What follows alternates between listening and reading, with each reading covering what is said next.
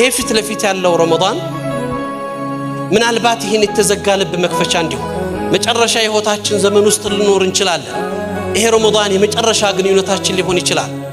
አሽረፈል ኸልቅላህ ነብዩ መሐመድ ሰለላሁ ዐለይሂ ወሰለም እንኳን በመጨረሻ እድሜያቸው ላይ ጅብሪል ሁለት ጊዜ ነው አለይሂ ሰላም ነብዩን ሙራጃዓ ያደረጋቸው ቁርአን ጋር።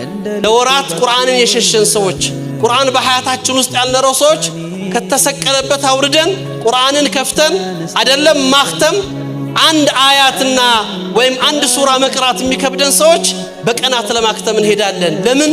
ቁርአኑ የወረደበት ወር ነውና ቁርአኑ ይቀራል። ሁሉ ነገር ይቀራል፣ ቁርአን ብቻውን ይቀራል። ሐቂቃ ረመዳንን መጾማችንን የምናረጋግጠው ከቁርአን ጋር ያለን እርቅ ሲፈጠር ነው። ለቁርአን በህይወታችን ውስጥ ለመኖር ስንወስን ነው።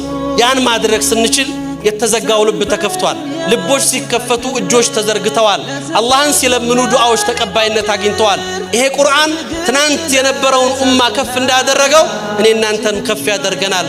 አላህ ቁርአንን አስተንትነው ከሚቀሩት ቁርአንን ህይወት አድርገው ከሚኖሩት በቁርአን ከፍታቸውን ከሚያረጋግጡት ሰዎች ያድርገን።